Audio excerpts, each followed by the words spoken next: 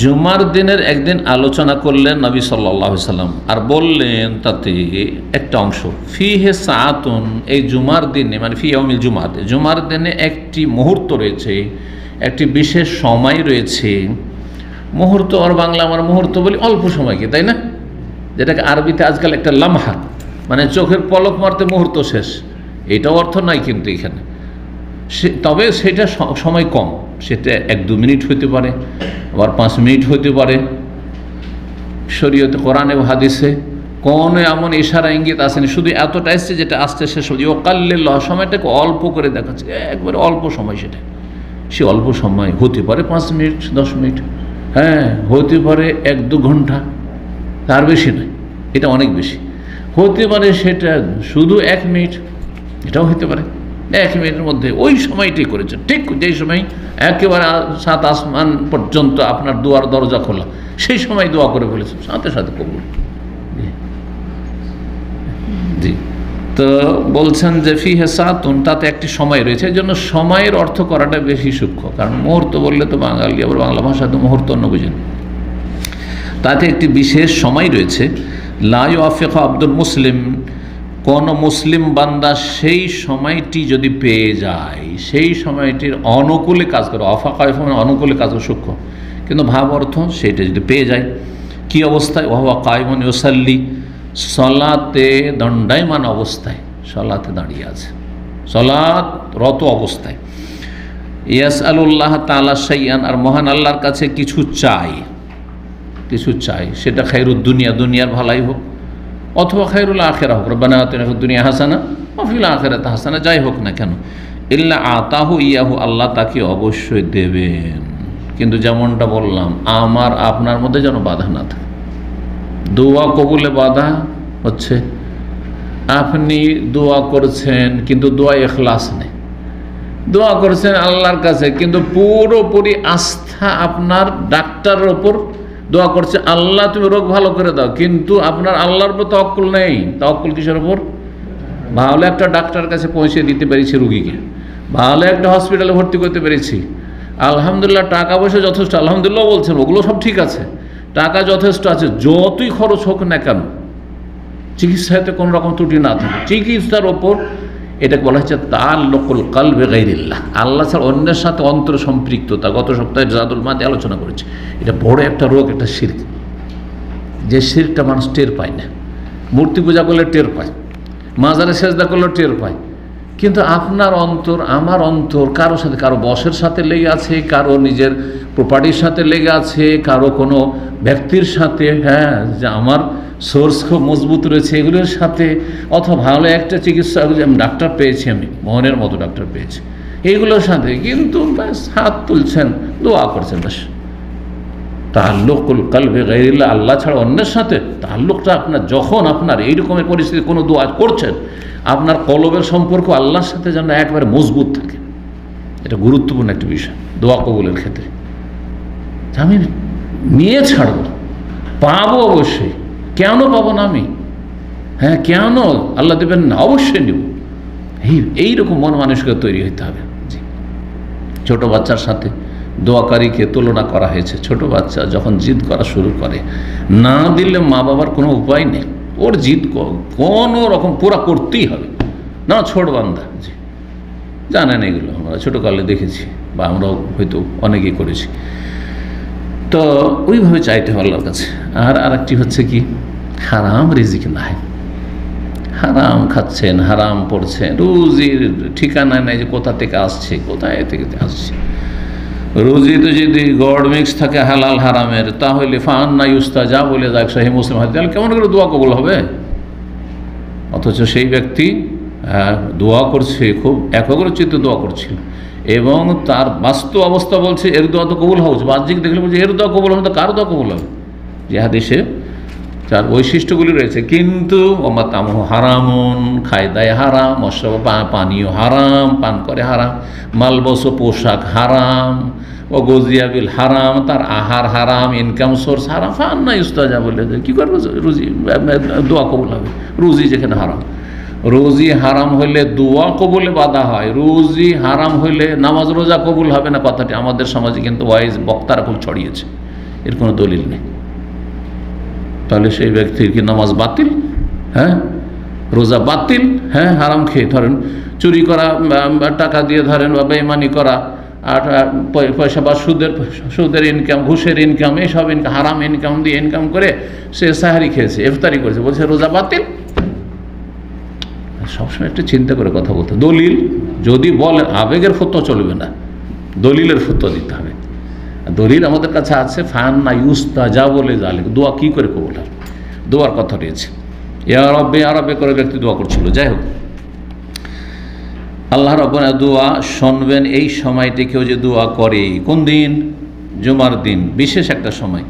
ও আশারা বিয়াদিহি, রাসূলুল্লাহ সাল্লাল্লাহু আলাইহি ওয়াসাল্লাম ইঙ্গিত করলেন হাত দ্বারা, নিজ মোবারক হাত দ্বারা, ইউকাল্লিলুহা, সেটাকে খুব সংকীর্ণ করে, কম করে দেখাচ্ছেন। অল্প একটা সময় রয়েছে, বিশেষ একটা মুহূর্ত রয়েছে, জি এইভাবে দেখাচ্ছে, ইউকাল্লিলুহা, কম করে দেখাচ্ছেন, ইঙ্গিত করছেন অল্প সময়, কিন্তু সেটা 1 মিনিট 2 মিনিট হয়তো, অল্প সময়, এভাবে দেখাচ্ছেন।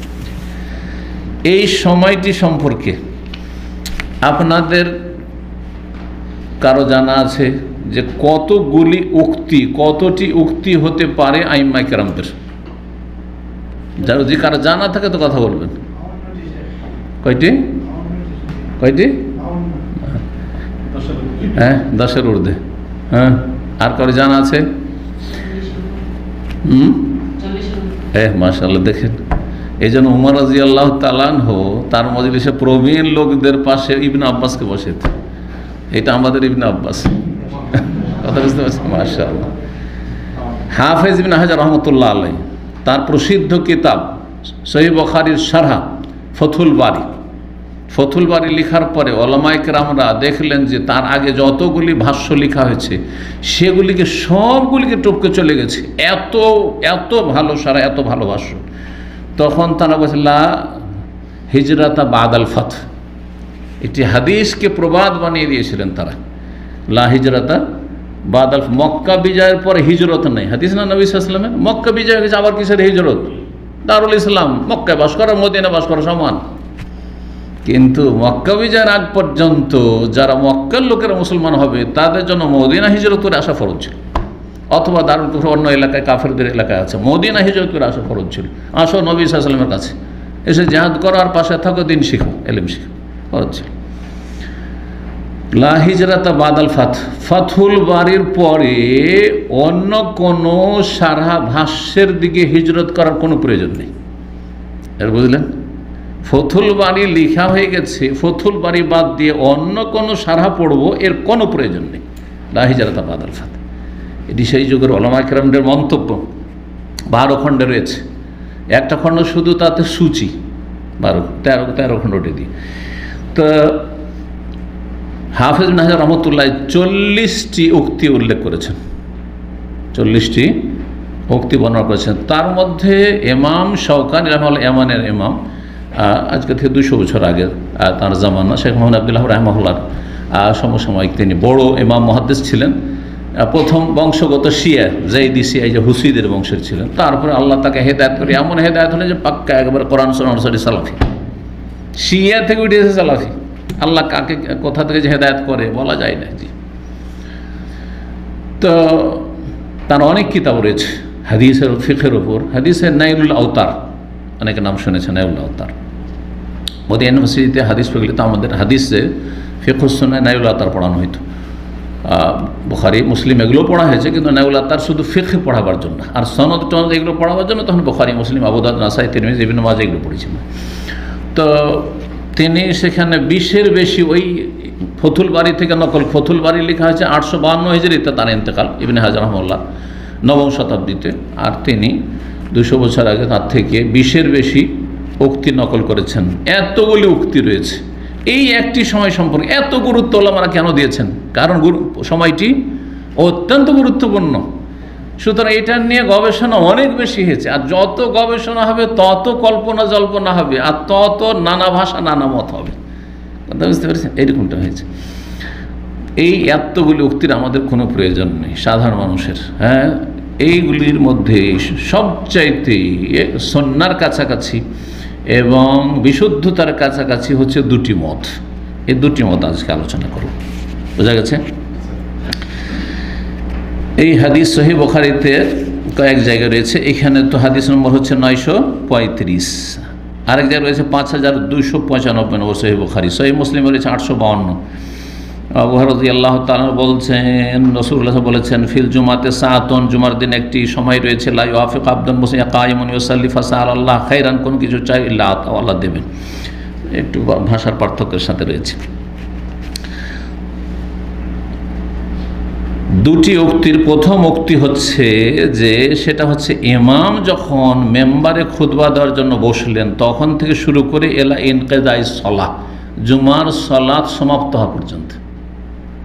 ইমাম যখন এসে খুতবাতে বসলেন, আসসালামু আলাইকুম, এসে বসলেন, তাহলে এখন কি হলো? আজান শুরু হলো। এই সময় দোয়া করতে পারেন, সমস্যা নেই। দোয়া করার জন্য হাত উঠাইতে হবে, সবসময় জরুরি না, বিনা হাত উঠাতে হইতে হবে। আজান শেষ হলো, আজান একামতের মাঝখানে দোয়া কবুল হয়, আজানের পরে এই সময়টি দোয়া কবুলের মুহূর্ত আরও বেশি। তাহলে এক তো এইদিকে এই মুহূর্তটি এই সময় হইতে পারে, আবার আজান একামতের মাঝখানে দোয়া কবুল হয়, এর মধ্যে চলছে কিন্তু। তো এই সময় আপনি দোয়া করতে পারেন। তারপরে খুতবা শুরু হয়ে গেল, খুতবা তো আপনাকে শুনতে হবে, নীরব থাকতে। গতকালকে আলোচনা করেছি ওয়াজিব, খুতবা শোনা ওয়াজিব, চুপ থাকা ওয়াজিব। তাহলে দোয়া করতে পারছেন না, তাহলে কি করবেন? ইমাম সাহেব যে দোয়া করছেন তারপর আমিন বলতে পারেন। জি, তারপরে দুই খুতবার মাঝখানে যে সামান্য মুহূর্ত রয়েছে, ধরো 1 মিনিট, আধা মিনিট, যাই হোক না কেন, ওতে দোয়া করবেন। আমি একটু আমল করি আলহামদুলিল্লাহ। আর এই সময় যদি হাত উঠিয়ে দেন, হাত ওঠা বাধ্যতামূলক, হাত উঠিয়ে দোয়া করেন, সম্মিলিত নয়, একা আপনি, তাও জায়েজ আছে, কিন্তু সেটাকে সুন্নত মনে করবেন না। হ্যাঁ, জায়েজ। আর দোয়ার একটি শিষ্টাচার আদব হচ্ছে যে হাত উঠালে ভালো, সুতরাং করতে পারেন। মাঝে মধ্যে হাত উঠেন, মাঝে মাঝে হাত না উঠিয়ে, এই সময়টা গুরুত্বপূর্ণ। তারপরে চলতে থাকলো, খুতবা শেষ হয়ে গেল, খুতবার শেষে ইমাম সাহেব দোয়া করছেন, আমিন আমিন বললেন আপনি। তারপরে একামত হচ্ছে, একামতের সময় এখনও তাকবীরে তাহরিমা হয়নি, দোয়া করছেন। তারপরে সালাত শুরু হলো, সালাতে সূরা ফাতিহা দোয়া। হ্যাঁ, সূরা ফাতিহাত আপনি হেদায়েত চাইছেন না? হেদায়েতের চাইতে বড় নিয়ামত কি আছে? সিরাতে মুস্তাকিমের নিয়ামতের চাইতে বড় নিয়ামত আছে বাকি পৃথিবীতে? মাগজুব আলাইহিম চরমপন্থী, আর দল্লিন হচ্ছে শিথিলপন্থী। জাহান্নামী হচ্ছে চরমপন্থী আর শিথিলপন্থী। কথা বুঝতে পেরেছেন? সহজ ভাষায়, চরমপন্থী যারা বাড়াবাড়ি করেছে, আর যারা ফরজ অজেবের পরকারণে তারা হচ্ছে শিথিলপন্থী। বেনামাজি, মুসলিম সমাজে বেনামাজি, পাপী, বিভিন্ন পাপী যারা সুদখোর, মদখোর, হারামখোর যত আছে, এরা হচ্ছে শিথিলপন্থী, দিন পালন করে না। আর যারা ধর্মের নামে শিরিক বিদআত করছে, মজার পূজা, পীর পূজা, আর এইসব সুফিজমে বিশেষ, সুফিজম ছাড়া কোনো আধ্যাত্মিক রুহানিয়াতি নাই তাদের, এরা হচ্ছে চরমপন্থী। এরকমই জঙ্গি, এরা চরমপন্থী। দুই দিকে জাহান্নাম। মাঝখানে সিরাতে মুস্তাকিম, কোরআন সুন্নাহ অনুসরণ করুন, সাহাবায়ে কেরামদের আদর্শ সামনে রেখে, মানহাজে সালাফ সামনে রেখে। কত সংক্ষেপে আপনি সূরা ফাতিহার আসল বিষয়টা বুঝতে পারলেন, ঠিক না? এর চেয়ে তো বড় নিয়ামত সোজা জান্নাত, সোজা জান্নাত, একবারে ওই প্রান্তে পৌঁছে গেলে মরণ পর্যন্ত যদি ভাই ধরে রাখতে পারে। আল্লাহ তৌফিক দান করুন। কি বলছিলাম? এটি হচ্ছে সময়। তো এই সময়টা চলতে থাকলে সালাত শেষ হওয়া পর্যন্ত, সালাতের মধ্যে সেজদায় দোয়া করতে পারছেন আপনি, সালাতে আপনি তাশাহুদের পরে দরুদ পড়ে আপনি সালামের আগে এখানে দোয়া করতে পারছেন। কারণ এই সময় নবী সাল্লাল্লাহু আলাইহি ওয়াসাল্লাম বলেছেন, যেটা তোমার দোয়া, মা আজাব আলাইহি ওয়ালিয়া তাখাইয়ার মিনাল মাসআলাতি, আজাব আলাইহি, যা পছন্দ দোয়া করো। সময় আছে আপনি দোয়া করেছেন, সেভাবে দোয়া করেন আপনি। আল্লাহুম্মা শফিনি, আল্লাহ আমাকে শেফা দাও, আল্লাহুম্মা শফি আহলি, আল্লাহুম্মা শফি আওলাদি, আল্লাহুম্মা শফি আহবাবি, আল্লাহ আমার প্রিয়জন, আপনজন, অমক শেফা দাও। জি, দুনিয়ার যা চাওয়ার চান, আল্লাহুম্মা রযুকনি, দুই সিজদার মাঝখানে দোয়া করছেন, ওটাও এর মধ্যে শামিল না? আল্লাহুম্মা গফিরলি ওয়ারহামনি ওয়াহদিনি ওয়াআফিনি ওয়ারযুকনি। জি, কত সুন্দর দোয়া। অনেকে দোয়ার অর্থগুলি বুঝেন না, মন্ত্রের মতো পাঠ করছেন, মানে কি বললাম না বললাম, আল্লাহুম্মা গফিরলি ওয়ারহামনি, রহমত, ওয়াহদিনি ওয়ারযুকনি, রিজিক। রিজিক মানে সমস্ত রিজিক, শুধু খাওয়া দাওয়া নয়, সুস্থতা, নিরাপত্তা, সার্বিক দিক মানুষের অংশ। আর রিজক মানে হচ্ছে আল হাজ্জু ওয়ান নসিব, আপনার ভাগ্যে যা লাগে আপনার জন্য, যা আপনার প্রয়োজন, সেটা হচ্ছে আপনার রিজক। সেটা আমরা রিজক, যেটা প্রাপ্ত হলো প্রাপ্ত, যেটা অপ্রাপ্ত সেটা যেটা পেলেন না, রিজক। জি, রিজক। আল্লাহ বুঝার তৌফিক দান করেন, আমলের তৌফিক দান করেন। এর দলিল সহিহ মুসলিমে রয়েছে। সহিহ মুসলিমে রয়েছে কি? সহিহ মুসলিমে এই হাদিসটি শেষখানে বলছেন, আবু মুসা আশআরী রাদিয়াল্লাহু তাআলা থেকে বর্ণিত, তিনি আব্দুল্লাহ বিন ওমর থেকে বর্ণনা করছেন, বলছেন যে আসামেত আবাক আব্দুল্লাহ বিন উমরকে জিজ্ঞেস করছে আবু মুসা আশরি, আপনি আপনার আব্বা ওমর ইবনে খাত্তাব আমিরুল মুমিনিন থেকে কিছু শুনেছেন? ইউহাদ্দিস আন রাসূলিল্লাহ, রাসূলুল্লাহ সাল্লাল্লাহু আলাইহি ওয়াসাল্লাম বয়ান করেছেন তিনি ফি শানে সাআতিল, জুমার দিনের ওই বিশেষ মুহূর্ত সম্পর্কে, যে ওই সময়টা কোন সময়, কোন সময় শুনেছেন কিছু? কালা কুলতুর নাম, হ্যাঁ আমি আমার আব্বাকে জিজ্ঞেস করেছি। সামিআতু ইয়াকুল, তিনি বলেছেন যে সামিআতু রাসূলুল্লাহ, তিনি বলছেন আমার আব্বা বলেছেন আমি রাসূলুল্লাহ বলতে শুনেছি কি, হিয়া মা বাইনা ইয়াজলিসাল ইমাম ও এলান তুকজাস সালাত, সেটা হচ্ছে ইমামের বসা থেকে শুরু করে, মানে মেম্বারে বসা থেকে শুরু করে এলান তুকজাস সালাত, সালাত সম্পূর্ণ হয় সালাম ফিরা পর্যন্ত। এর মধ্যে গোটা পুরো সময়টাই নয়, হয়তো ওর মধ্যে বিশেষ মুহূর্ত হতে পারে, কিন্তু আপনি এই সময়গুলোকে কাজে লাগাবার চেষ্টা করবেন। হতে পারে পুরোই মুহূর্ত, সেটাও অনিশ্চিত। তো যেহেতু সময়টাকে নবী সাল্লাল্লাহু আলাইহি ওয়াসাল্লাম অল্প করে দেখিয়েছেন। আর একটি দলিল রয়েছে তিরমিজি ইবনে মাজায় রয়েছে, তিরমিজি 490 নম্বর, ইবনে মাজাহ রয়েছে 1138, বর্ণনা করেছেন কাসির বিন আবদুল্লাহ বিন আমর বিন আউফ, তার দাদা থেকে বলছেন ইন্নাফিল জুমাতে সাতান, জুমার দিন একটি সময় রয়েছে, লা ইয়াসরুল্লাহ আল আবদা ফিহা শাইন ইল্লা আতাহুল্লাহ, আল্লাহ দেবেন। ইয়া রাসূল আইয়াতু সাআতিন, রাসূলুল্লাহ জিজ্ঞেস করলে সেটা কোন সময়? বলে হিয়া হিনা তুকামুস সালাতু ইলাল ইনসিরাফি মিনহা, যখন সালাত কায়েম হবে তখন থেকে শুরু করে সালাত শেষ হওয়া পর্যন্ত। জি, কিন্তু এই হাদিসের সনদ আল্লামা আলবানী যঈফ বলেছেন, ইবনে মাজাহ তিরমিজি হাদিসটি। যাই হোক, আগের হাদিসটি যথেষ্ট সহিহ মুসলিমে। জি, দ্বিতীয় উক্তির দলিল আরও শক্তিশালী, সেটি হচ্ছে দ্বিতীয় উক্তি কি? দ্বিতীয় উক্তি হচ্ছে সেটা আসরের সালাত থেকে শুরু করে জুমার দিনের সূর্য অস্তমিত হওয়া পর্যন্ত। এই মতটি অনেকগুলি সাহাবায়ে কেরামদের, প্রখ্যাত সাহাবী আব্দুল্লাহ বিন সালাম, যিনি ইহুদি মযহাবের ধর্মের বড় আলেম ছিলেন, তার আবু হুরায়রার মত এটি, ইমাম আহমদের মত, এই মতটি অনেক উলামায়ে কেরাম আইম্মায়ে সালাফদের মত। এর দলিল মুসনাদ আহমদে রয়েছে 7631 নম্বর হাদিস, আবু সাঈদ খুদরি আবু হুরায়রা থেকে বর্ণিত, রাসূলুল্লাহ সাল্লাল্লাহু আলাইহি ওয়াসাল্লাম বলেন ইন্না ফিল জুমাতে সাআতান, জুমার দিনে একটি সময় রয়েছে, লা ইউআফিক আব্দুল মুসিয়া সাল্লাল্লাহু আলাইহি ওয়া ফিহা খাইরুন ইল্লা আতাহু ইয়াহু, তারপরে ওয়াহিয়া বাদাল আসরে, সেটা হচ্ছে আসর পরে। সেটা কোন সময়? আসর পরে। জি, দ্বিতীয় দলিল আবু দাউদে 1048, নাসাইতে 1389 বলছেন জাবের রাদিয়াল্লাহু তাআলা আনহু, ইয়াউমুল জুমাতি ইসনাতা আশারাতা সাতান, আবু দাউদ নাসাইর হাদিস, কিন্তু জুমার দিনে 12টি ঘন্টা রয়েছে। এই যে হাদিসটি আসল, জুমার দিনে কি রয়েছে? 12টি ঘন্টা রয়েছে, 12 ভাগে বিভক্ত। লা ইউজাদু ফি আবদুন মুসলিম, সেই জুমার দিনে যদি কোনো বান্দাকে পাওয়া যায়, মুসলিম বান্দা, ইয়াসআলুল্লাহ শাইআন, আল্লাহর কাছে কোনো কিছু চাই, ইল্লা আতাহু ইয়াহু, আল্লাহ তাকে অবশ্যই দেবেন। ফালতামেসুহা, সেই সময়টি তলাশ করো তোমরা, আখিরা সাআতিন বাদাল আসরি, আসর পরে শেষ মুহূর্তের দিকে, আসরের পরে শেষ দিকে, যত শেষে যাচ্ছে তত বেশি সময়টা আরও গুরুত্বপূর্ণ হচ্ছে। ঠিক ওই রকমই যেমন আরাফার দিনে আপনি দোয়াতে মশগুল থাকবেন হাজী সাহেব হিসাবে আরাফার ময়দানে জোহর আসর পড়ার পর থেকে, কিন্তু যত আপনার সময়টা গড়ে যাচ্ছে, যত সন্ধ্যা লেগে আসছে, তত বেশি ফজিলতের সময় কিন্তু, কারণ শেষ বিদায় এখান থেকে, এবং আল্লাহ রাব্বুল আলামিন অত্যন্ত নিকটবর্তী হয়ে আছেন। এটা আর পাবো না, এই সুযোগ পাবো না, সেজন্য আরও ফজিলতের জন্য যত সূর্য ডোবার আগে 1 ঘন্টা 2 ঘন্টা এই সময়টা আরও বেশি গুরুত্বপূর্ণ আরাফার ময়দান। আরাফার দিনের ইজতেমার সাথে জুমার দিনের ইজতেমার উলামায়ে কেরামগণ সিমিলারিটি মানে উল্লেখ করেছেন, মানে তুলনা করে বলেছেন, দুটোতে কিন্তু কি আছে? দুটোতে বেশ কিছু মিল আছে, গুরুত্বপূর্ণ মিল আছে। বাৎসরিক সারা মুসলিমদের, সারা বিশ্বের মুসলিমদের বিশ্ব ইজতেমা হচ্ছে আরাফা, আর সাপ্তাহিক ইজতেমা হচ্ছে জুমার দিন। আর আরাফার দিনও দোয়া কবুলের গুরুত্বপূর্ণ মুহূর্ত, এবং এটি দোয়ার সময়, বিশেষ সময় আরাফা। আসলে দোয়া জোহর আসর পড়ার পরে কোনো কাজ নাই দোয়া করা ছাড়া, কিন্তু যত যে দোয়া করতে পারেন। ঠিক ওই রকমই জুমার দিন সাপ্তাহিক ঈদ এবং সাপ্তাহিক উৎসব, সাপ্তাহিক গ্যাদারিং, সাপ্তাহিক ইজতেমা, আর সেই ইজতেমা এই জুমার দিনের শেষ মুহূর্তে আসর থেকে মাগরিব, এই সময়টি অত্যন্ত গুরুত্বপূর্ণ। জি,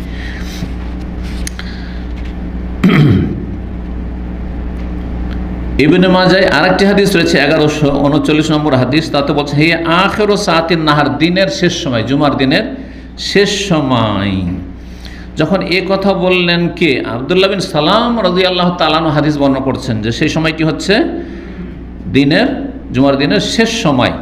তখন তাকে যিনি জিজ্ঞাসা করছেন তিনি বললেন হ্যাঁ যে ইন্নাহা লাইসা সাআতা সলাতিন, সেটি তো সলাতের সময় নয়, সেটি তো সলাতের সময় নেই। কারণ হাদিসে কি এসছে যে ওয়াহুয়া কায়িমুন ইউসাল্লি, সলাত অবস্থায় থাকবে। তো আসর থেকে মাগরিব, আর এই মতটিকে 40টি মতের মধ্যে সবচেয়ে বেশি শক্তিশালী বললাম, তাহলে এই সময় তো মানুষ নামাজে দাঁড়াতে পারে না, নফল তো পড়া নিষেধ রয়েছে। লা সলাতা বাদাল আসরে, আসর পরে কোনো নফলটা হয় না, কারণগত নামাজ আছে, কাজা নামাজ, জানাজার নামাজ, তারপর তাহিয়াতুল মসজিদ, এগুলিও আছে অধিকাংশ আইম্মা কেরামদের নিকটে। যদিও হানাফি মাযহাব বলছেন না, এমনকি তাহিয়াতুল মসজিদ আসর পরে চলবে না, এইরকম ফজর পর চলবে না। কিন্তু অধিকাংশ আইম্মা কেরামগণ বলছেন যে তারা পার্থক্য করেছেন জাতুল আসবাব আর গায়র জাতুল আসবাব, কারণগত নামাজ আর বিনা কারণে নয়। বিনা কারণে নফল পড়া চলবে না, তবে কারণগত নামাজ চলবে, কারণগত নামাজ চলবে। আর আপনি মসজিদে এসেছেন, বসবেন, সুতরাং কারণ হচ্ছে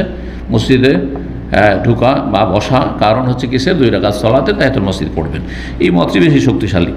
যাই হোক, তো বলছেন এটা তো নামাজের সময় না, আর আপনি বলছেন আসর থেকে মাগরিবের মাঝখানে দোয়া কবুল হয়।